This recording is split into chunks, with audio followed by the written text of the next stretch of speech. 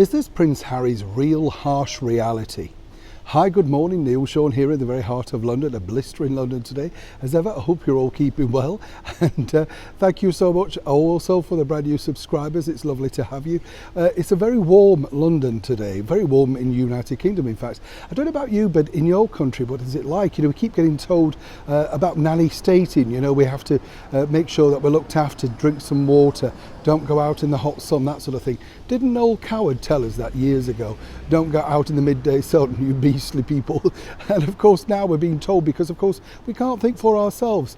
As ever, is it just me, or is the temperature really rising? As you know, just over a week ago it was announced that Prince Harry and Meghan Markle would be addressing the United Nations, and I found this really strange in itself. Not because of that, but because the fact that they decided to release this just around the time when Camilla was having all of that great publicity regarding her 75th birthday documentary, and of course being the guest editor should I say, of the fabulous magazine Country Life.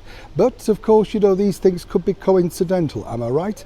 Now fast forward a week and we've now had the speech, but you know, one of the things that I find very strange about this whole concept is just how sad Prince Harry looks throughout it. Even when he was arriving, he kind of looked like everything was a burden, you know. But how really was it received? Well, it made, you know, the news, but it certainly didn't hold on to what they call the front pages digitally. So this is a bit of a harsh reality for Harry. And more importantly, you know, as a close insider told me out in California, this isn't the sort of reception that they anticipated. What you have to remember is, fresh from the back of being booed at the Platinum Jubilee celebrations and the fact that they were removed, if you like, from supremacy, you know, they weren't in the top tier as it were, it's not really boding well. Now the bigger problem for Harry and Meghan and their brand, and more importantly their PR team, is this. They've got to really decide how to rebrand themselves, how to make them more palatable to the public. And just giving speeches about climate change and the fact that, you know, you've had a very difficult year, all that sort of stuff, particularly when far worse people have had far worse years and are really facing a huge cost of living crisis, is simply not working out. But a very good source told me that when they returned back to that New York hotel, it wasn't particularly the thing that everybody was happy about. And let me explain why. When they arrived at the auditorium, they expected that to be packed to the rafters, you know, in fact standing room only. Now, as we can see from the pictures, it wasn't that greatly attended. Now, a lot of people are saying, oh well, you know, was it publicised enough? Well, yes it was. Other people are questioning the fact that, you know, I'm just being negative. I'm here to present the impartial news.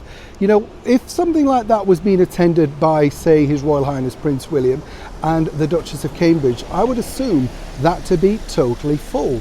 So again, very strange, isn't it? Now, is that because they limited the numbers? Is that because people weren't interested? Either way though, let me tell you, this has become something, as I say, from the closest team around them, a very harsh reality for Harry and Meghan. This is really solidifying the fact that their popularity is simply not what it was, say, 18 months ago, even a year ago. So something has to change. One of the things though that they'd like to see change is this. They really would like to see Prince Harry showing a more jovial side, looking like he wishes to be there, not everything is simply a chore. But more importantly, given the fact that there's so few numbers attended, perhaps there's nothing really right now for him to smile about. As ever, when I know more, you'll know more. Neil Sean in the very heart of London.